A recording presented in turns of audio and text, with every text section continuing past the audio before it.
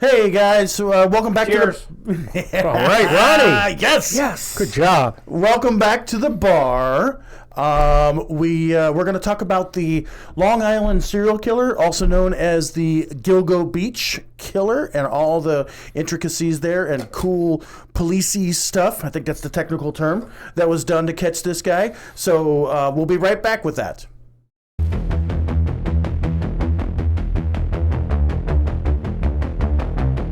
All right, so before we do that, let's talk about our officer down page. We have, as of today, 64 police officers killed in the line of duty. The last two, one was by gunshot, responding to a domestic, which has always been and will probably continue to be one of the most dangerous. Yep. Jenks, throw me a beer. I brought you a beer, you son of a bitch. Wow, why do I got to be a son of a bitch? Because you brought me a beer. Huh. I owed you one. Along with gunfire and domestic violences, vehicle-related incidences are very dangerous as well. There was an officer, Edwin Maldonado Garcia, who rolled up on a scene where a bunch of citizens were trying to rescue a kitten from the middle of the road, and he got out to help them rescue this kitten, and he got hit by a car and killed. So, oh my God, I know, right? Horrible. You know, I have gallows humor. I was going to, but I'm just going to. I know, because you're thinking the same thing I am. Because I'm going to save it. The I'm going to citizens, save it. yeah. We'll talk about it maybe at the end of the show because Okay. it's not the right time. Right. Anyway, so please be careful out there. Vehicle-related gunfire, just please be careful on everything that you do. And for our fallen brothers and sisters, we salute you. Salute. God bless. I didn't drink it. All right, I didn't drink it. Thank you. Also, Hey, by the way, if you guys have never tried this, it's called The Beast from Monster, and it is You're gonna use a hard seltzer in my Man, beer moment. It is badass. Wow, We didn't wow. even go into the beer moment yet. Hey, Nobody mentioned beer moment. Nobody said beer moment. Before we go into beer moment, I would like to remind everybody that there is a current contest going on. It's called Who Wears It Better? All right, hold on. Let me zoom And in here. the Hang contest is, John and I are both growing mustaches. And facial hair. John is doing the on. Van Dyke. No, we did not say facial hair. All right, We all said right. mustache. And I'm doing, not that I look like him or act like him, but I'm doing a Sam Elliott. So make your comments down below. I bet John a cigar that I would get more votes than he would, that people would like my mustache more than his. So please comment down below.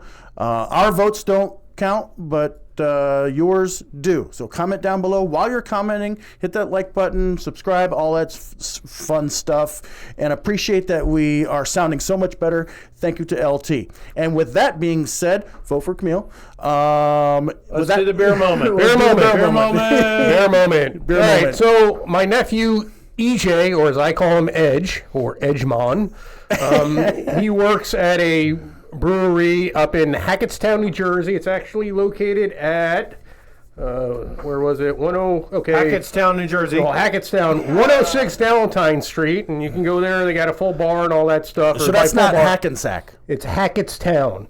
It's called Sigmeister, Czigmeister. And we're going to try Anheuser in the Bush. Anheuser in the bush. It doesn't say what it is, but we're going to assume it's going to be their attempt at a lager or a Pilsner type. And you should know a lager, Yes, right, John? Because I am a lager drinker by trade. Oh, okay. So let's try this. AKA alcoholic. I'm not a quitter. On the cruise, the bartenders knew me my name. Hey, Mr. Long. I don't know if that's a good sign or a bad sign. It's good. It's just lacking a little bit of sharpness, in my opinion. And there's a Lacking taste. there's a little bit of a weird taste that I can't pinpoint. I'm not hating it. Yeah, I'll start it off. I'm going to give it a 5.5. I'm going to give it a 6.5. I could drink this after mowing the lawn. Yeah, because it's like drinking Coors Light. I mean, there's nothing to it. But yeah, Well, if you look at the picture, they're doing it while they're playing frisbee golf or something. Oh, yeah, there you go. So yeah, I've given it a 4.85. It's not great, but I'm not. Yeah, it's just kind of bland. I mean, it's just there's something in there that I'm not really triggering. You can tell it's a beer, but that's about it. So anyway, stop by there, 106 Valentine Road in Hackettstown, New Jersey, and say hi to EJ or Edge. All right. So and if you're a fan of IPA, the last beer that we did from the same brewery was damn good for an IPA. Yeah, it was. So really you damn good. sure want to check that one out. And hey, EJ, thank you very much. The show thanks you very much for turning us on to these beers. Thanks, John, for picking them up. All right. Thank you. All right. So speaking of the Northeast, New Jersey, New York area, unless you've been under a rock for the last month, And most of these victims have been. Well, damn, there's that gallows humor. Someone had to do it. So a Rex Heuermann, is that how they are pronouncing it? Heuermann. Was arrested July 13th, which was the same day when we were doing the episode last week with the kidnapping, not kidnapping. Yeah. It was the same exact day, Yeah. July 13th. So Rex Heuermann, Rex, we'll just go with Rex, was arrested for murdering 3 and dumping them along Gilgo Beach and the Long Island area. Yeah, in the Long Island area. So let's go ahead and pull up that picture. Okay, for some reason, guys, the audio cut out while we were displaying this picture, but this is basically showing all of the locations where the bodies were found that evidently this individual was responsible for. Again, we apologize for the lack of audio. I'm not sure why that happened, but it comes right back in a second.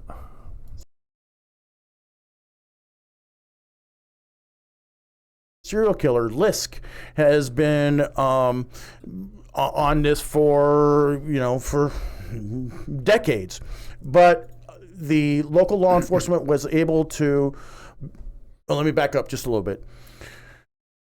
There was a canine team that. Well, let me back up a little further. There was a missing. Jesus, get it out of reverse, will you? Yeah, right. a missing prostitute, and they figured, okay, maybe she's in this area, and so they had a canine handler who had a cadaver dog, and they were like, okay, well, this will be a good training exercise. So they went into this area thinking that she may be there, and when they did that, they found 3 bodies, and then later a 4th, and. Ironically, none of them were the one that they were looking for, but it was these 4 girls, all prostitutes, all sex workers, and they were bound. They were partially dismembered and put into, I think it was like a camouflaged burlap sack. So law enforcement was like, well, that's a clue that it could all be connected. Yeah. How many camouflage burlap sacks do you own? Me? Yeah, 6. None. I mean, that would be the easiest way to figure it out. Who ordered? Yeah, Amazon. It was a subpoena for I have Amazon. a camouflage sack. Oh, wait. Yeah, your wife has never seen it. Yeah, exactly. It's so small. Just ask her. All right. I'll have you know I'm hung like a bull hamster. You're right. A short stack of buttons is what I Absolutely. hear. I don't want to hear none of your shit. Go ahead. So whilst they were conducting this investigation and the search of these, they found a male hair and a female hair on these victims. And what the local police chief... How do they know it's a male hair and a female I don't know. hair? I'm not sure. It's got to be a girl. There's no such thing as a male or a female. We're woke. Chromosome. Was it just one was longer than the other? No, it's got to be chromosomal. Gotta be. XY versus Y, XX, right? I mean, I don't know. Yeah. You're the damn expert. You tell us. I just told you. No, you just said, I think. Well, it took me a minute. Have you not been paying attention to society nowadays? Yes, I know there are no women. Anybody could be a woman. A woman. It's an A through Z chromosome. Right. Yeah. Anyway, good. So the local law enforcement decided, you know what, we're going to establish a task force in this case because we got these 4 victims, and like I said, these cases have been just kind of been out there since the 80s, and they're like, okay, a couple of people have been arrested for other murders, and it's one of those things. But then they finally said, you know what, let's really attack this and put some effort into it, and they started doing that. And what's nice about a task force, John? We were going to say something. I'm sorry. What I do want to say is that this police agency had a lot of issues. Mm-hmm. Okay, and they just hired a new police chief. Yes, and he said, "We've got these cold case murders, and we've got to do something about it." So he implemented this cold case task force, and said, "We are going to solve these murders." Right. So I mean, kudos to the police chief. Absolutely. Who, got rid of most of the corruption, or I'm going to say all the corruption, I don't know, or all the mismanagement and all that stuff, and he actually put this in place. And there was a lot of I don't know, pissing match or whatever, because a lot of the older or former police chiefs didn't want any involvement with the FBI. Oh, we don't need the FBI, blah blah blah.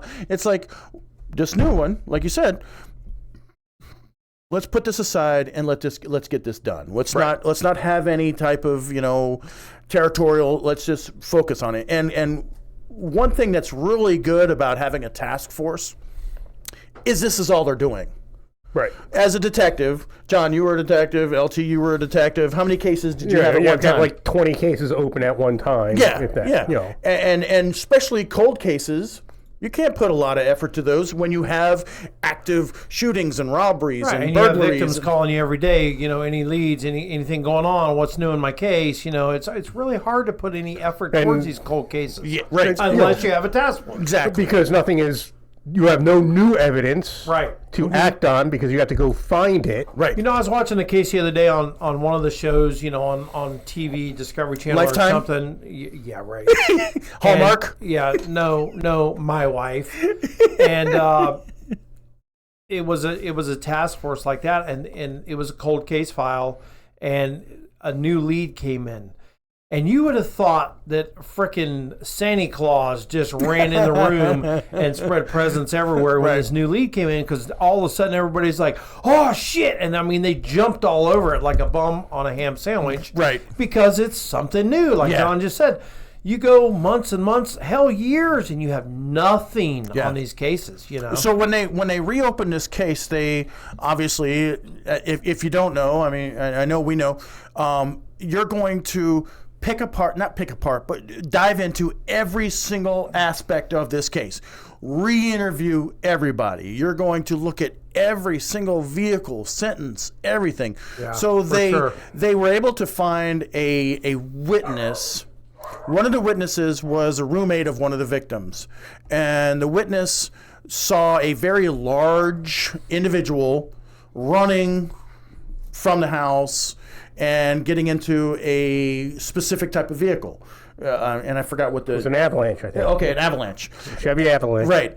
And they were able to track down this Avalanche. And what you do, we all know, with the databases nowadays, how many black Avalanches are registered in this area. Okay, then we have 50. Okay. How many belong to women? Okay. Then you start eliminating and you start working through the process. It's a slow process, but that's what you have to do. And then when we were detectives, we always realized that we were probably not able to track down or trace burner phones. Right. Yeah, correct. Well, correct. Nowadays, you can track down everything. This is sort of like the Brian Kohberger going back the other way, right? Where his phone was shut off, and it's like, Well, it shut off as it's approaching the crime scene and comes back on as it's leaving the crime scene. Yep. This was all the burner phones. It's like, hey, all these burner phones are in the area at the time. Right, and they were able to triangulate, and this one guy who owns the Avalanche. So all of this. So if you're going to commit one of these crimes, turn your burner phone off at your house before you leave your house, and then turn it back on at your house when you get back from committing the crime. No, don't do that. See, well, that didn't help him because, so our suspect, remember we said that all of our victims were sex workers. So our suspect, who was married, and while his wife was traveling or out of town working or whatever, he had a burner phone, and he would contact these sex workers on a burner phone. Right. So that's his communication to pick up prostitutes. Now, I was going to say, when you say sex workers, you're talking about prostitution, right? Yes, okay. yeah. So he would contact these prostitutes via Ladies of the evening. Ladies of the evening, yes. What is a lady? So he would, and then that's when so this victim received this call from this burner phone, and then they were able to triangulate, and they finally developed a suspect. Through the Avalanche, and good police work. Right. Really good police work. And then, so when all this happened years ago, we were not able to collect mitochondrial DNA. Well, we could, but mitochondrial DNA is inside the hair shaft itself. It's not the root. It's the hair shaft. And it was very different. I did say shaft. Just saying. You said it, not me. But through as technology gets better, we're able to develop mitochondrial DNA, and they're doing so they've got a DNA profile from a hair left on a couple of the victims, and they have a suspect. So what do you do now? Now you got to find his DNA. How do you do that? You wait until he eats pizza. Exactly. You follow him around.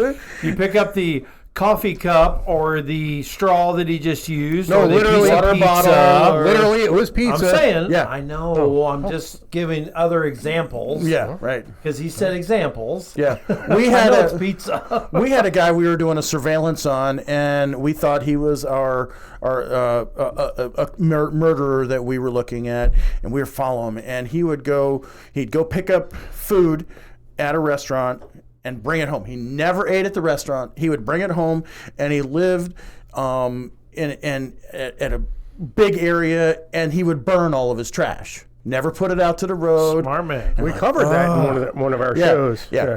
Well, ultimately, it wasn't him, but it was a pain in the ass to follow why did him. he have a blood capsule inside of his arm? Exactly. Oh no, that's bad blood episode. What the hell was that all about? Jesus, I never heard of a case like that. That was crazy. It is crazy. If you guys haven't seen that episode, I know the sound sucks on it, but you gotta suffer through the sound and listen to that episode.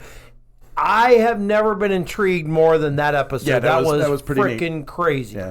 Anyway, go ahead. So what's going on with him now? So, like John said, they followed this guy until he threw out a pizza box, and they grabbed a pizza crust, and they got this DNA off the pizza crust, and they matched him, and then they put the habeas corpus on him, and they arrested him on July 13th, and they've charged him with the 3 murders. They think they can connect them to a fourth. We forgot to show the victims. Okay, let's go ahead and show Yeah, show that. Okay, once again, we are having an audio problem. I am not sure why, but these are the pictures of all of the victims that were apparently killed by this subject, or they believe may have been killed by this subject.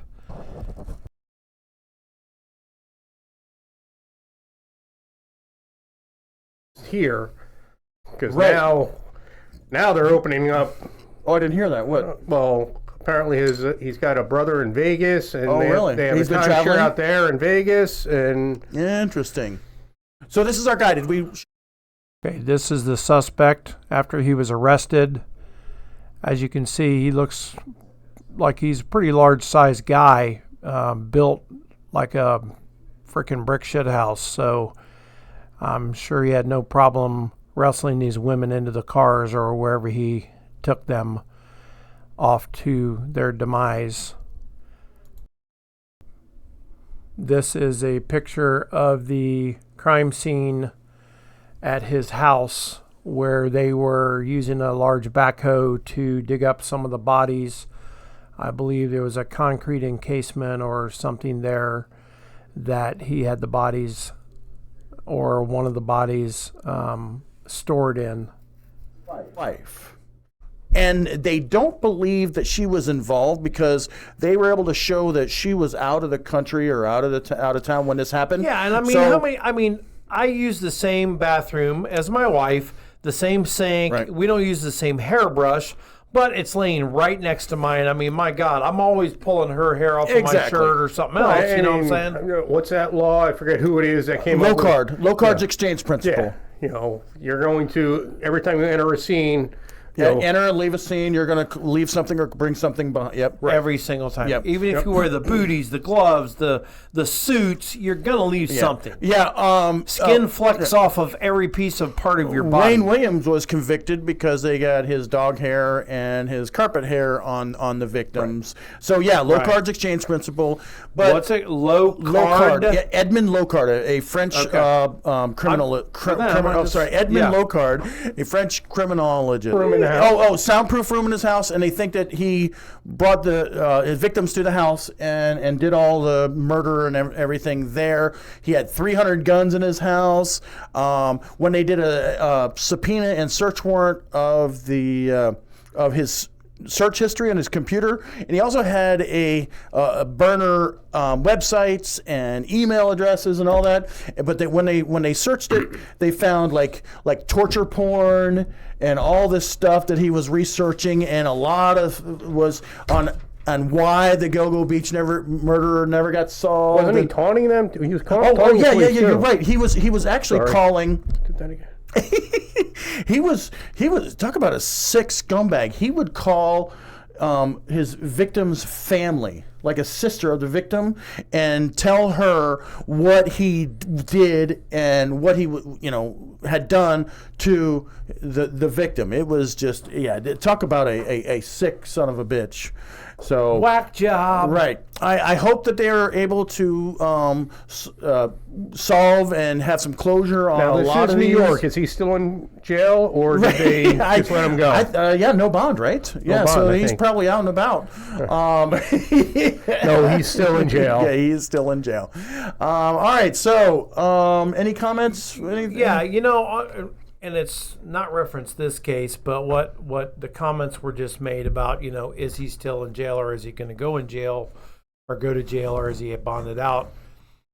I was watching a newscast yesterday, I believe it was, and the people were bitching and moaning and whining in San Francisco about the crime and about the theft, and showing people just walking out of a Walgreens. You know that they have now chained the dairy cabinet in Walgreens. They have a chain across it, and if you want milk or eggs or anything else out of the frickin' freezer or the refrigerated section, you have to call an employee. Of course. And I'm like, you are victims of your own frickin' ignorance and letting these assholes out and not prosecuting them and not arresting anybody for anything over there in San Francisco. Yep. And now you have the audacity to come on and say, well, something has to be done. This is ridiculous. Well, quit voting these morons in office that let all these people go. Absolutely. Hello? It's the broken window theory 100%. all over again. It is. It really is a prime example. Instead of the broken window theory, it should be the San Francisco theory now. It really should in the academy. They should teach that. Remember getting that phone call? Can you bring home a gallon of milk? Right. Okay, I'll be home 3 hours later. Right. Yeah, because I have to wait for an employee who doesn't want to come and unlock the goddamn case. I mean, it's ridiculous, man. It's absolutely ridiculous. And I wouldn't be surprised if there are more cases like this that just keep going and going and going, and the prosecution is null and void forever because we don't prosecute anybody anymore. We don't want to hold anybody accountable. Unless you're a cop. Yeah. Oh, by God, if you're a cop, you're going to jail right freaking now, and the hearing's going to be tomorrow. Do not pass go. Right. Yeah, exactly. Yeah. All right. So, which I have no problem with that. Right. No, I don't either. You're a bad cop. Yeah, you should be prosecuted. Yes. Talk about like and comment. Yeah. So that is the Gilgo Beach murder case or the Long Island serial killer case. Serial killer, Yep. absolutely. So please like and subscribe, guys. We're trying to get to 500 subscribers. We are trying like hell. I mean, we got to get to 1,000 before we can monetize and start doing like mobile stuff. We'd like to go to some of these bars, test out their beers, talk about our cases right there at the bar and everything. But we can't do that on a mobile device till we get 1,000. Yeah. We'll take 500 at this point. Right. Share it with your friends, your Facebook, your Instagram, or whatever it is you need to do. And please share. And we really appreciate it very much. We appreciate every one of you listeners and subscribers. Thank you. And vote for Camiel as wearing it better. Yeah. All right. Thanks, guys. And always at Surviving the Badge, remember, we still got your 6.